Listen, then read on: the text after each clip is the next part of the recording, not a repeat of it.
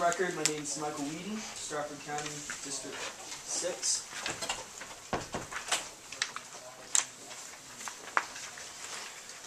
The main intent for me filing this bill was numerous requests by multiple teachers, constituents regarding the effectiveness of No Child Left Behind.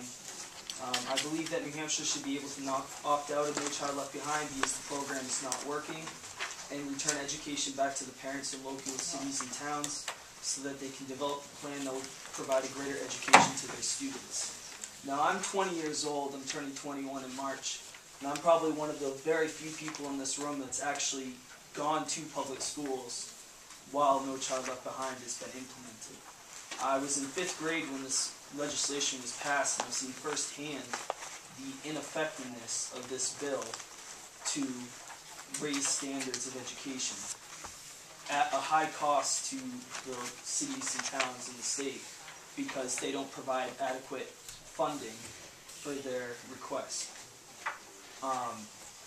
So on August 8th, 2011, President Obama directed the Secretary of Education to move forward with plans to provide flexibility to states. And so far, 11 states have filed for this flexibility option. The original deadline was October 12th, but it's been extended into February for certain states. Now, I'm willing to work on this legislation with amendments or whatnot to try and somehow opt into this flexibility option or somehow reduce the restrictions that are put on our state currently with the No Child Left Behind bill. So I'll keep my remarks short and I'll open up the field to questions. Thank you very much for your testimony. Questions? Representative Gunn. Thank you, Mr. Chairman. As a result of your personal experience in No Child Left Behind, can you recall any of the specifics that were a problem for you? The whole teaching methods changed. It changed to, we need to prepare for these tests. And instead of actually focusing on really learning, it was focusing on learning for the test. And so you get short-term memory of these specific programs that you have to learn for the test. But then as soon as the test is over with, you sort of forget everything that you've been forced to learn in a short period of time for that test. I thought that it took away from a lot of the time that we could be spending on other learning activities because we prepare for a month or so for these tests. Yep. Representative Wolf. Thank you, Chairman. Thank you for your testimony, Representative.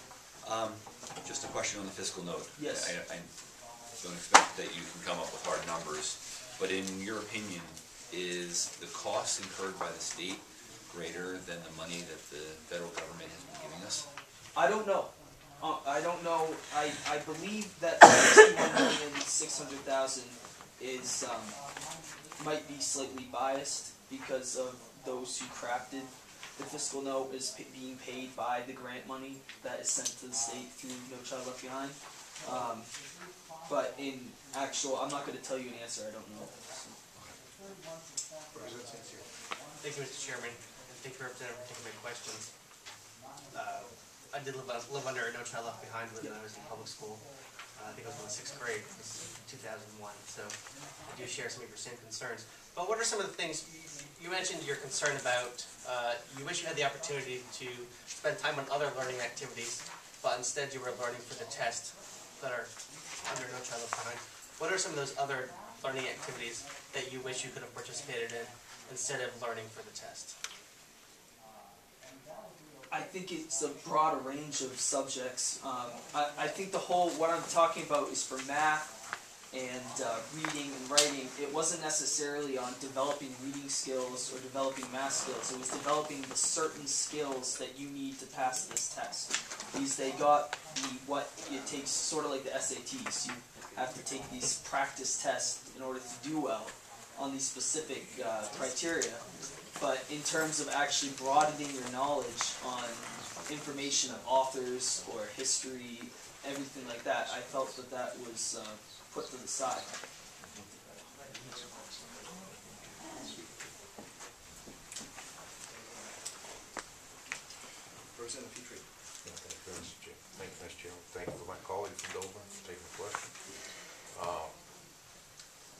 think there's more emphasis on passive learning rather than direct instruction? Yes, absolutely. And could you give me an example? I believe that schools are because of the pass-fail, if you're a failing school or passing school, that the schools are so worried about getting the passing grade so that they continue to be in good standing with the federal government, that they reluctant to teach based on just standing. Do you think that it's No Child Left Behind actually decreases the amount of education a child gets if he's on the higher end of the spectrum? Absolutely. As I think that every student should have an equal opportunity, but as a student who is an honor student, when they implemented these, I found that the teachers were focusing on trying to bring up the bottom 20% rather than, and holding back some of the other kids, rather than allowing everyone to excel at their own pace. And it's because they have to make sure that every student is within a certain criteria. So you have a certain group of students that they need a little more attention and time to understand concepts, and that's how it should be. But at the same time, you have students who were they understood the material, yet they had to review it for another week because the other students had to make sure that they could be in that same criteria as the top students. So I actually like the tiered system where you have different classes for different levels going different paces.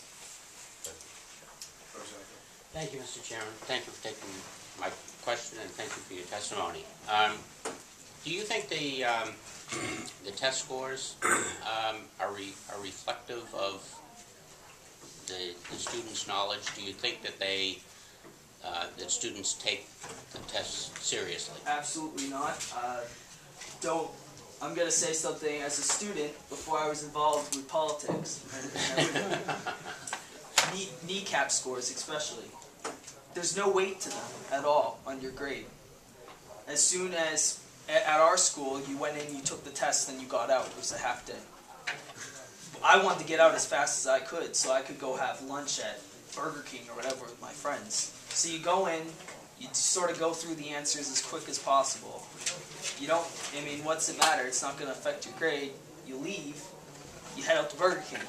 And you're not thinking the impact that it's going to have on your kneecap scores or because it has no direct impact on you. But then it comes back that only 37% of students are, proficient in math. That's not true at all. That's just because there's not a real direct correlation between the scores and what is really happening in the schools. Thank you, Mr. Chairman.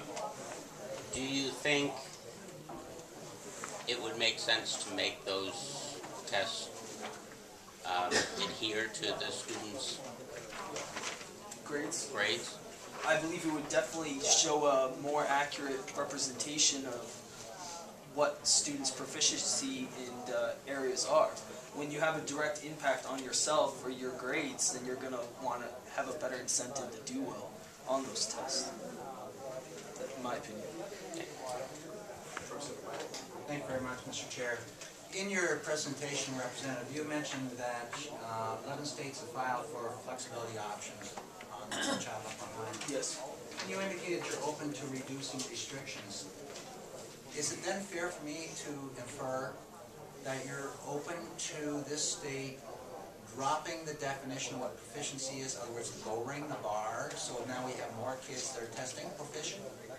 No, I'm for this program that Obama enacted allows for certain parts of No Child Left Behind, not the whole bill itself, but certain aspects of it, to be opted out of by the state. I definitely believe that there should be standards set within the state because it's in the state's purview to do so, but it's more of at a local level.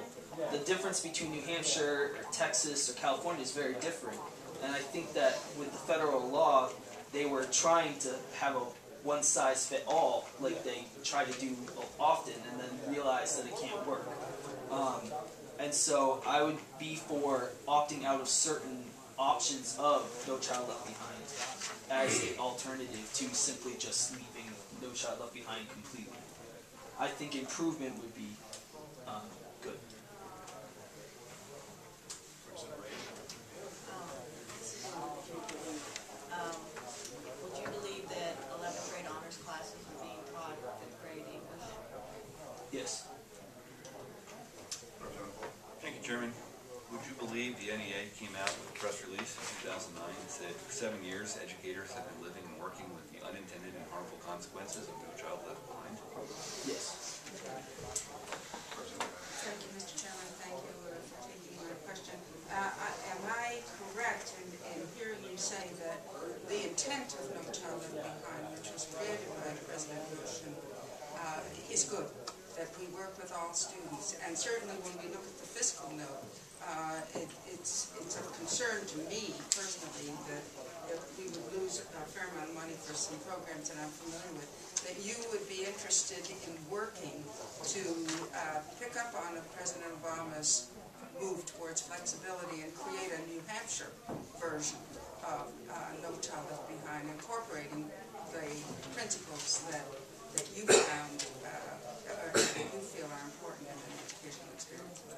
Absolutely. I mean, $61,600,000 as a fiscal conservative myself is a lot of money, and a lot of money. And I would be absolutely willing to work with the federal government so that we didn't lose as much money, yet we also could have more of a education system that is defined around New Hampshire. I believe that every bill that is passed, every bill that is presented on both the federal and state level by any party is of good intent. But the fact is that it doesn't always work out that way. And I believe that No Child Left Behind is a perfect example. Thank you. Representative Cecil? Thank you, Mr. Chairman. On the last page of the bill, there is the reference to the fiscal note, page 3, that talks about the federal funding for NECAP, which is the state testing that occurs within our schools. Yes. If your bill were to pass and the state were to lose the $4 million necessary to help fund the NECAP testing, do you have an alternative of what we as a state of New Hampshire would use to assess our students on an annual basis, so that one district can compare themselves to what's going on in the other district to see if they're ahead, behind, and where our students are on an annual basis? I don't have an alternative, but as I stated earlier, I believe it wouldn't be a loss anyway, since NECAP I don't believe is a good gauge at all as to how districts are doing. As a person who had to take them 7th, 8th grade, then my junior year, I don't know if I had to take them my senior year, but I had to take them at least 3 times. And it's really a joke. I mean, you go into these big auditoriums and they say, try your best, and all the kids snicker, and then, you know, one kid circles C for every answer. I mean, I was an A student, and I, you know, try and circle, you know, try and do somewhat well until the end when I'm rushing and all my other friends are already gone. So I really don't think that it would be necessarily a loss to lose the NECAP. Thank you, Mr. Chairman. So what would be your solution on an annual basis to test our students to see if what is being taught to them is working, and whether or not they've been able to retain the material on a regular basis that's fair, that students will be interested in? As a follow-up, you know, there's a proposal coming out of Alton that we use the SATs as a standard of measurement on an annual basis. What would be your solution instead of the NECAP? I think the SATs could be a possibility. I mean, I scored quite low on the SATs. I'm not a very good test taker. I got an 1800 on the SATs, which was sort of not reflective of my GPA. But that could be because it's not at a cost to the state. I mean, I had to pay for my SATs. I paid $70 or whatever it was to go in and take the test. So that would be able to show you sort of how students are doing, but also have the cost not be directly through the state or the city. Also, I mean, you can check the college acceptance rates from different schools. See what's, I mean, if you have a school that only 50% of the students went on to second, you know, higher education, whereas you have another school where 85% went on to education, you might want to look at what they were doing differently than the school with 50%. Representative Petrie. Yes, Mr. Chairman, take my question again. It's another, would you believe it costs $4 million for the state of New Hampshire to implement the kneecap scores for over the 12 to 13 years, if you figure kindergarten, plus $4 million for that. Every year.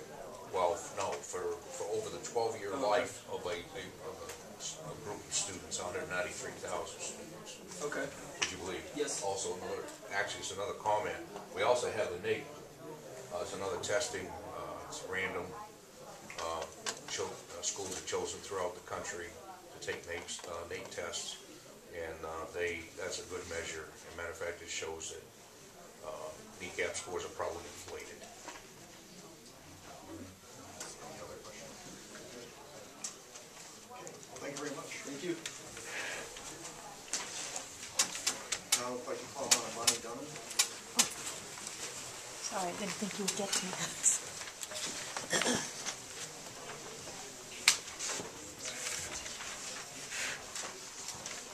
Thank you. I'm asking you to please vote against House Bill 1413. As a parent and someone who cares deeply about public education, I'm opposed to the bill because of the negative impact it would have on our children. Opting out of the Elementary and Secondary Education Act, more commonly known as No Child Left Behind, would result in the elimination of a number of valuable programs, including programs that focus assistance on high-need learners, children who are homeless, migrant children, children with disabilities, children who are disadvantaged because of the economy, children who live in rural areas, and children who are attending low-performing schools. As a taxpayer, I'm opposed to House Bill 1413 because I can't imagine turning away more than $60 million each year that would directly impact local communities. It is true that in return for receiving funding under the ESEA, New Hampshire has to meet certain requirements. There are strings attached. We have to demonstrate that we use highly qualified teachers to educate our children. We have to show that we are improving educational outcomes for all children. Seems reasonable to me. There have been arguments made that the documentation and other requirements in the ESEA may be too onerous, and that's why now there is a flexibility option that states can apply for. And it's my understanding that New Hampshire is exploring doing just that. During this time of fiscal prudence, New Hampshire can't afford to say no thank you to $60 million every year. The only way to make up for that much money, since I don't imagine looking around the room you're planning to raise taxes, is to cut programs. New Hampshire's education system, our health and human service system, our state parks and public lands, our transportation and other infrastructure systems cannot afford more cuts. Please stop. Just don't give away any more money. There are times when tough decisions have to be made, decisions about which programs to cut, which people to hurt, which ones are most important. This decision is easy though. Accept the money, even though it does mean committing to improved educational outcomes for all children. Please vote against this bill. Thank you very much. And you mentioned you have written testimony? Yes, I do. I combined my written testimony for 1517 because 1517 essentially seems like a second bite at this apple to me. Any questions from the committee? Thank you very much, Mr. Chair. Thank you for taking my question. Do you agree that all students should be testing proficient by 2013-2014 school year? I believe that it's an admirable goal, but there are some students with the most significant disabilities who may not be able to achieve that. Alternative testing is addressing that issue. So I think that it would have to be worded carefully. With appropriate evaluations, I believe that all children should be testing at a proficient level, but not just using the pure test. And that it may make sense to redefine that. I really would like to see the progress looked at on a child-by-child basis, so that each child is shown to be improving, instead of looking at this year's third grade class comparing to next year's third grade class. That would make more sense to me. Thank you very much, Ms. Craig. Then do you agree then that there's a number of components of No Child Left Behind that are just plain not realistic?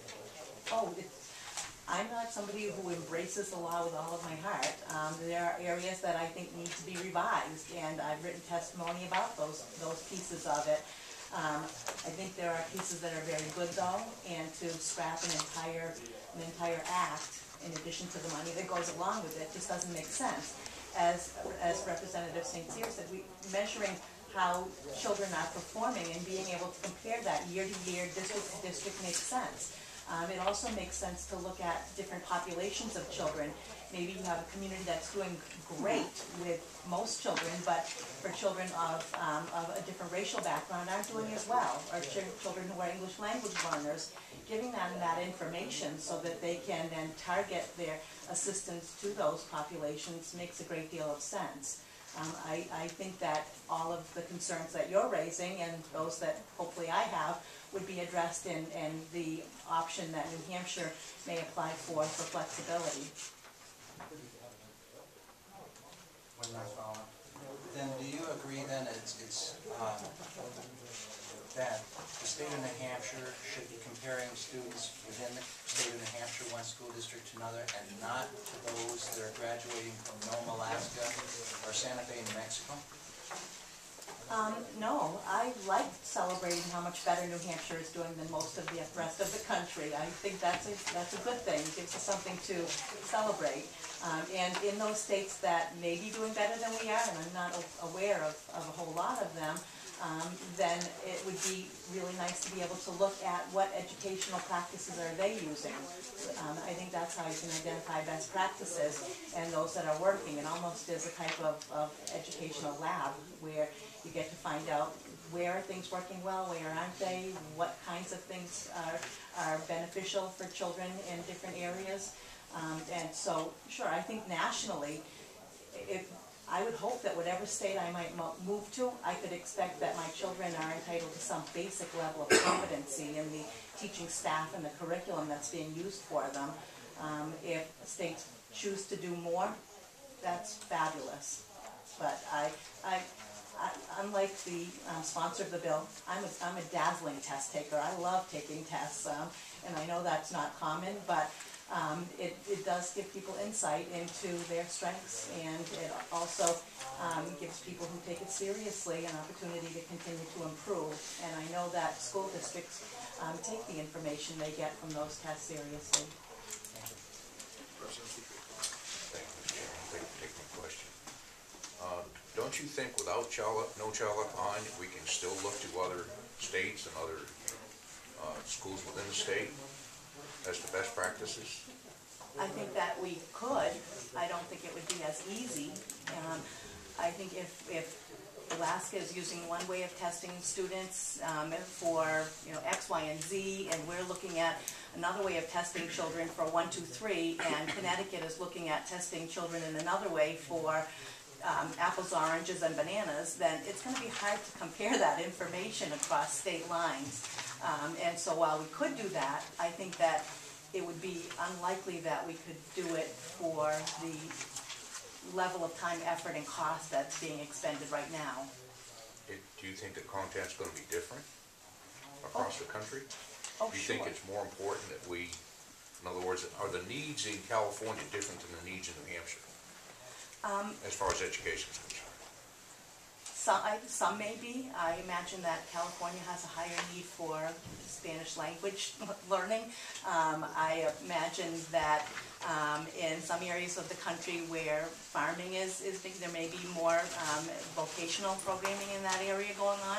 But nationally, I would think there is some basic level of competency in reading, writing, arithmetic, in understanding your civic responsibility, and lots of things like literature that you would expect that would be equivalent across state lines. I know that some states like New Hampshire put more emphasis on graduating children than other states like Mississippi, that you can almost flip-flop our 91% to their 19%, but we have that information and are able to use it along with the information that we get from the assessments. As I've said, I am not a 100% fan of the Elementary and Secondary Education Act. I think it needs work, and let's work on it. Now, do think there's a money motive to these assessment tests? It's $7, $21 over the life of a student. And there's 3 consortiums, okay, Smarter Balance, Park, and Kneecap. You think there's a money motive to create these tests, and you figure what it costs across the entire country to assess these students? I don't imagine that the people who run the test-taking companies are socialists and want to do things for free.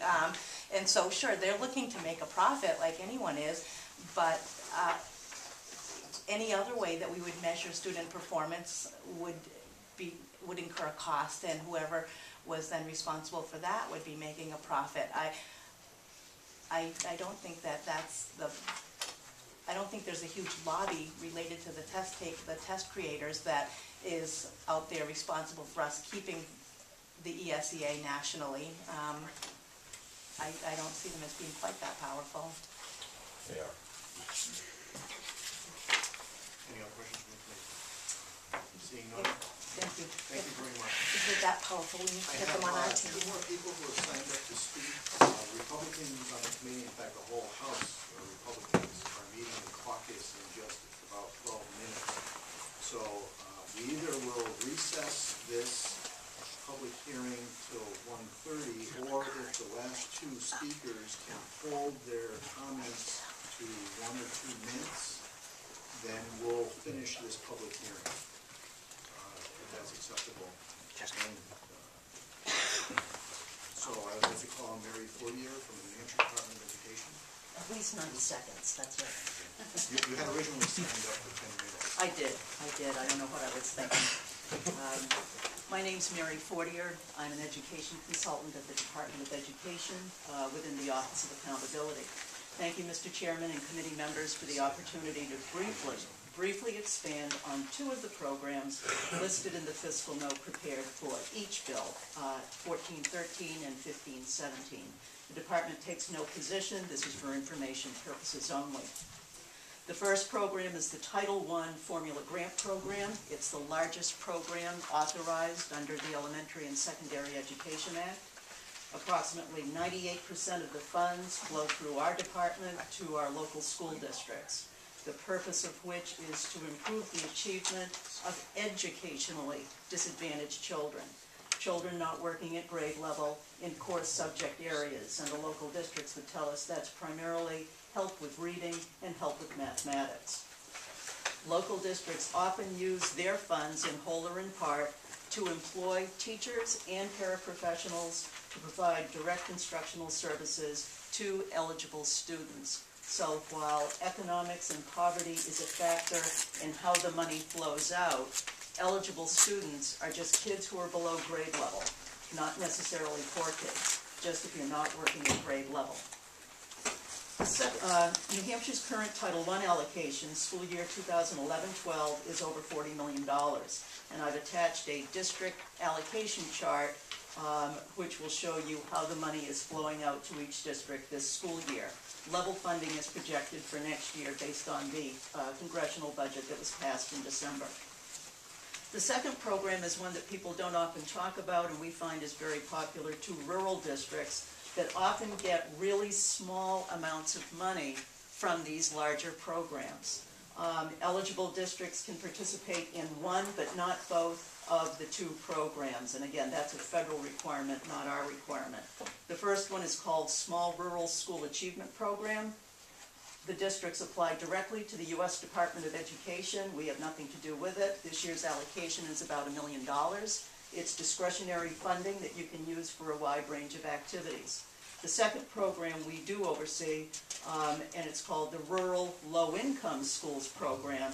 And again, it's discretionary funding, and I've attached an eligibility chart that's on page 5. Thank you very much. Thank you. Any quick questions from the committee? Great, thanks. Seeing none? Okay, last speaker, I would like to recognize Dean Mishner from the New Hampshire School Boards Administration Association.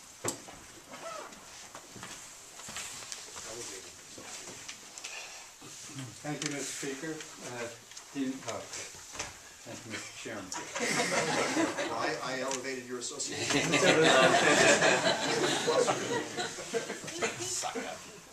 I'm here today in opposition to House Bill 1413. And just to be very brief, the first issue of funding levels, you know, in the last state budget go-around, districts have received a lot of cuts in special education, both tuition, transportation, et cetera.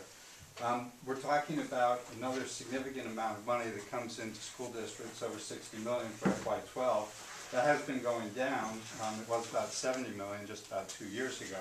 But that is important money for local districts with their educational programs. But as to the goals of NCLB, you know, if you think back to when it was adopted in, well, I think it was the spring of 2001, it was by overwhelming majorities in both the House and the Senate. You had Senator Kennedy on a bill, you had Judge Gregg co-sponsor, and I think it was adopted based on the laudable objectives of the bill. And it does provide increased accountability for schools and teachers. It moves to standard-based approach for student assessment. But most of the concerns that we've all brought to the table on NCLB and longstanding school board resolutions that support the objectives of NCLB, but we have concerns with some of the details of implementation. Issues around how we incorporate growth models, issues around AYP target levels, focus on group accountability versus individual student focus. As the sponsor indicated, what really needs to be addressed here is more flexibility for the implementation of the program. We need to have a bipartisan reauthorization of the Act, not just abandon our participation. But what the solution I really see is in bringing, we have both a House version sitting in Congress right now and a Senate version. NHSBA has gone down to Washington several times for several years, arguing on what we're looking for in terms of more flexibility and revisions. And we need to come to a bipartisan agreement on what that reauthorization is and get it passed. And with that, I'll close my comments. Thank you very much. Any questions from the committee? Seeing none? Thank you very much. A very quick one, I'm sorry, thank you. Thought I was out here. Correct me, was there not a school district that tried to oppose their participation in No Child Left Behind when it first came out? I'm thinking of the Belmont. Wasn't there a superintendent and school district that... I'm not specifically aware of that. Several districts have expressed concerns, and there have been official expressions around IDEA, where bills have been sent to Congress in terms of money owed for IDEA. I don't recall what you're talking about. All right, yeah. Any other questions? Thank you. Thank you very much. Thank you. And with that, I'm going to close the public hearing on this one.